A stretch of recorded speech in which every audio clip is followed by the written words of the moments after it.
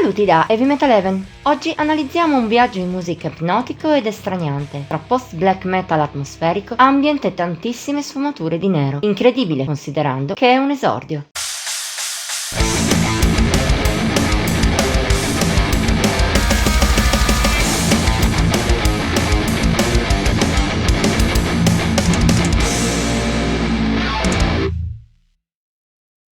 Nell'arte della scherma tedesca con spada lunga, lo Zornhau, traducibile come taglio o colpo della furia, è uno dei 5 cosiddetti colpi da maestro, o Meisterhau. Da un gruppo che ha scelto questo termine come moniker, ci si potrebbe aspettare un suono epico, o in alternativa grande aggressività. Aspettative che però il progetto di oggi rispetta solo in piccola parte. Nato come one man band in Svezia appena nel 2025, ha esordito proprio nel novembre di quell'anno con un full length omonimo, poi ristampato lo scorso 17 aprile dalla sempre attiva Wormhole Death.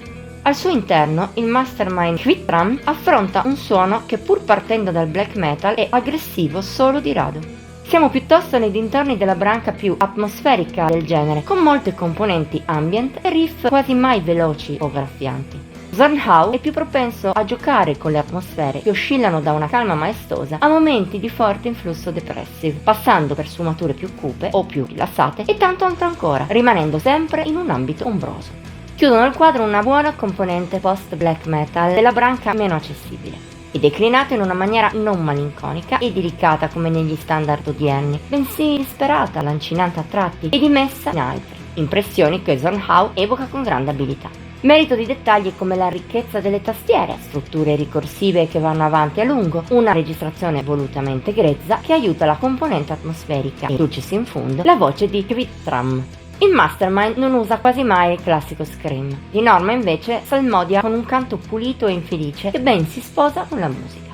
Il risultato di tutto ciò è un'ora di viaggio estraniante, ipnotico, a tratti molto astratto, in cui ci si perde nel senso più positivo del termine. Non c'è molto che rimanga in mente anche dopo numerosi ascolti, ma nel caso specifico di Zornhau non è un problema. Per esplicita ammissione del mastermind, il disco è un rituale diviso in più brani. È all'origine dell'omogeneità della scaletta, che però pesa solo in pochi momenti. Per il resto parliamo di musica molto avvolgente e incisiva. Four ne è la migliore dimostrazione. Avanza sempre lenta per 9 minuti e mezzo, alternando frazioni quasi dolorose grazie ai riff e ai vocalizzi strazianti di Hvittram e anche altre più dilatate, con bass synth che evocano un calmo, caldo abbraccio di tristezza.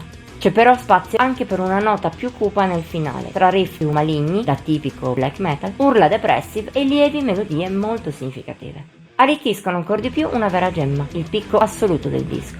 Non è però l'unico squillo di Zornhau. In tal senso possiamo citare Free, lunga strumentale divisa quasi esattamente a metà. La prima parte è sognante, lento post-black metal molto espanso. Da essa la seconda prende le tastiere e le sviluppa accoppiandole a un lieve, fascinoso post-rock altrettanto dimesso.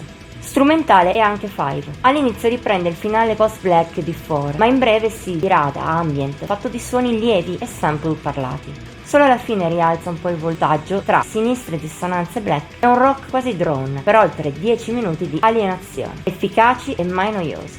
Pure Six abbraccia la stessa natura, seppur su sonorità diverse. Si muove a lungo tra post-rock e post-metal, con profondità emotiva, tratti quasi sereni e altri di un'ansia però vaga. Solo a 3/4 dei suoi 10 minuti torna verso un black denso, cupo, un altro tassello per un brano splendido, il migliore del disco dopo Four. Anche una buona parte del resto della scaletta potrebbe essere citata per valore. Qui glissiamo solo per motivi di brevità.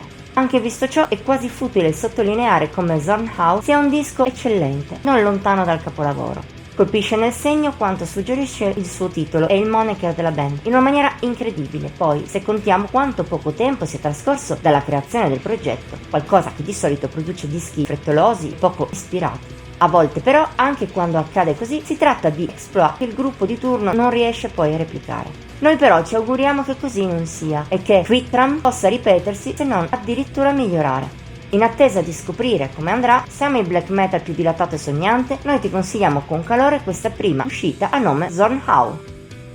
Voto di Heavy Metal Heaven 88 su 100. Per oggi chiudiamo qui. Ti abbiamo attratto verso questo viaggio allucinante in musica? Diccelo nei commenti oltre a mettere il like e a condividere. Puoi inoltre iscriverti al nostro canale e attivare la campanella delle notifiche per non perderti neanche uno dei nuovi contenuti pubblicati ogni settimana. Infine seguici su Facebook, Instagram e Pinterest. Al solito trovi il link in descrizione. Ci vediamo la prossima volta.